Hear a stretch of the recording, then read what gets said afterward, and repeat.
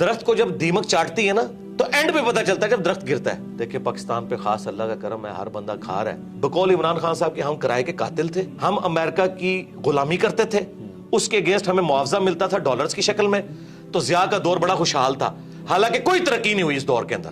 پاکستان میں poverty circle سے باہر نکلنے کا واحد ذریعہ اب تعلیم رہ گئی ہے. اس کا جیک لگتا ہے نا, یورپ امریکہ میں چلا جائے اعلیٰ تعلیم کے لیے, وہاں سے ریمیٹنس اس ملک کو بھیجے. اس ملک میں اب عام بچوں کے لیے کوئی نوکریاں نہیں ہیں. یقین کریں پی ایچ ڈی بچے اور بچیاں 30-40 ہزار کی نوکریاں کر رہی ہیں. باقی آپ گورنمنٹ سے, اسٹیبلشمنٹ سے, پولیٹیشین سے کوئی امید نہ رکھیں. اچھا سر, ابھی ذکر کیا چونکہ آپ نے واصف صاحب کا, تو ایک ان کا جملہ ہم سنتے ہیں کہ پاکستان نور ہے اور نور کو زوال نہیں ہے. اب لیکن میں فلسفیکلی آپ سے پوچھنا چاہ رہا ہوں کہ قوموں کا رائز اینڈ فال ہوتا ہے. تو میں تو ایز اے 40 سال میری عمر ہے, میں نے بھی دیکھا ہے, ہم نے تو اس سماج پہ رائز دیکھا نہیں ہے. تو ہمیں تو لگتا ہے اب یہ ڈکلائن ہی ہے, یہ تو واحد قوم ہو گئی جس پہ رائز آیا نہیں اور فال پہلے آ گیا. جی دیکھیں یہ سارے جذباتی جملے ہیں, ہم اس میں بلیو نہیں کرتے.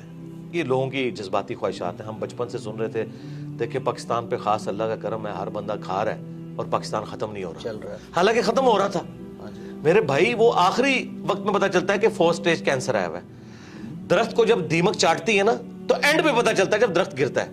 ہم تو اس وقت بھی کہہ رہے تھے کہ یار ایسا نہیں ہے, اس کو روحانیت کے ساتھ نہ جوڑیں. لیس للانسان الا ما سعی, اللہ نے دنیا کو اسباب کے ساتھ جوڑا ہے, انسان کے لیے وہی ہے جس کی وہ کوشش کرتا ہے.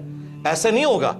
آپ اگر سردیوں میں ٹھنڈے فرش کے اوپر ننگے پاؤں پھریں گے تو انشاءاللہ ضرور بیمار ہوں گے. آپ بسم اللہ پڑھ کے ساکٹ میں 2 انگلیاں دیں گے تو انشاءاللہ ضرور موت کا شکار ہوں گے. یہ کون سا آپ نے دین بنایا ہوا ہے کہ جی وہ جی اللہ تعالیٰ کا خاص کرم ہے. اللہ تعالیٰ نے تو, اللہ کا تو کوئی رشتہ دار نہیں ہے, سیدھی سی بات ہے. جب خلافت راشدہ ختم ہو گئی 30 سال کے بعد, ٹھیک ہے, بنو امیہ ختم ہوگی, بنو عباس ختم ہوگی, سلطنت عثمانیہ ختم ہوگی, رومنز, پرشینز, اور سب سے بڑی گریٹ بریٹن جن کی حکومت میں سورج ہی غروب نہیں ہوتا تھا, وہ ختم ہو گیا. تو یہ بات بالکل جذباتی جملے. یہ جو پاکستان چل رہا تھا نا ابھی, وہ چل رہا نہ تو دعاؤں کی وجہ سے چل رہا تھا اور نہ یہ تھا کہ وہ ترقی کر رہا ہے. ہوتا یہ تھا بقول عمران خان صاحب کے ہم کرائے کے قاتل تھے, ہم امریکہ کی غلامی کرتے تھے, اس کے اگینسٹ ہمیں معاوضہ ملتا تھا ڈالرز کی شکل میں, تو ضیاء کا دور بڑا خوشحال تھا. حالانکہ کوئی ترقی نہیں ہوئی اس دور کے اندر.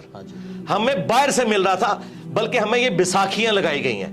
مشرف کے دور میں کہتے ہیں جی دیکھیں جی 10 سال تک 60 پہ رہا ڈالر. وہ اس لیے نہیں رہا کہ مشرف نے کوئی یہاں فیکٹریاں لگا دی ہیں, یہ کچھ کنٹریبیوٹ کیا اس نیشن کو.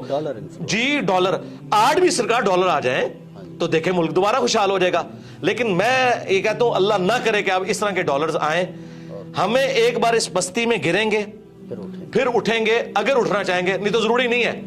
سارے بچے جوانی کی عمر کو پہنچ کے یا بڑھاپے کو نہیں فوت ہوتے, بعض بچپن میں بھی فوت ہو جاتے ہیں. یہ جذباتی باتیں ہیں کہ رائز ہم نے دیکھا نہیں ہے. تو کیا سارے بچے رائز تک پہنچتے ہیں؟ ہماری دعا ہے کہ اچھائی ہو. جرمنی دیکھیں تباہ ہو گیا تھا ورلڈ وار 2 کے اندر, تو آج دنیا میں جرمنی اور جاپان کے مقابلے میں کوئی ملک ہے مجھے بتائیں؟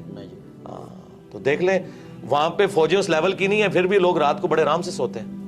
بس آخری سوال ہے سر, نوجوان جو ہیں اس ملک کے وہی وارث ہیں اور وہی تعداد میں سب سے زیادہ ہیں. بس ان کو ذرا مخاطب کر کے, سیاست, معیشت, معاشرت سب تباہ ہے, تو ہمارا مخاطب تو وہی ہے, وہی کچھ کر سکتے ہیں. جی نوجوانوں کو میں یہ ریکویسٹ کروں گا کہ آپ لوگ جو ہے نا اپنی تعلیم کے اوپر توجہ دیں.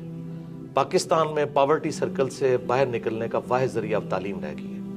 جس کا جیک لگتا ہے نا, یورپ امریکہ میں چلا جائے اعلیٰ تعلیم کے لیے, وہاں سے ریمیٹنس اس ملک کو بھیجے. اس ملک میں اب عام بچوں کے لیے کوئی نوکریاں نہیں ہیں. یقین کریں پی ایچ ڈی بچے اور بچیاں 30-40 ہزار کی نوکریاں کر رہی ہیں ڈیٹا انٹری آپریٹر کے طور پہ. اور اتنا دکھ ہوتا ہے جس کے پاس ریسورسز ہیں, جسے اسکالرشپ ملتا ہے, ملک سے نکلے اور یہاں پہ ریمیٹنس بھیجیں. میں یہ نہیں کہہ رہا کہ آپ ملک ہی چھوڑ دیں, یہاں پہ اپنے ریمیٹنس بھیجیں, اس ملک کی ترقی میں آپ کردار ادا کریں. اور یہ کوئی عیب والی بات نہیں ہے. اس وقت بھی آلموسٹ 1 کروڑ کے قریب پاکستانی باہر کے ملک میں بیٹھا ہوا ہے. اور اپنی تعلیم کے اوپر توجہ دیں. اور اگر کسی کے والدین کا کوئی کاروبار ہے تو تعلیم کے ساتھ اس کاروبار میں بیٹھنے میں کوئی آر محسوس نہ کریں. یقین کریں کتنے ان پڑھ لوگ ہیں جنہوں نے ہزاروں پڑھے لکھے نوجوانوں کو جابز دی ہوئی ہیں. آپ اپنے سرکمسٹانسز کو دیکھ کے نا جو بیسٹ پرفارم کر سکتے ہیں کریں, محنت سے جی نہ چرائیں. اور آپ جتنی اپنی ایفرٹ پٹ کر سکتے ہیں نا اپنا مستقبل بنانے کے لیے وہ کوشش کریں. باقی آپ گورنمنٹ سے, اسٹیبلشمنٹ سے, پولیٹیشین سے کوئی امید نہ رکھیں. بالکل کوئی دور دور تک حالات و واقعات یہاں نظر نہیں آ رہے ہیں.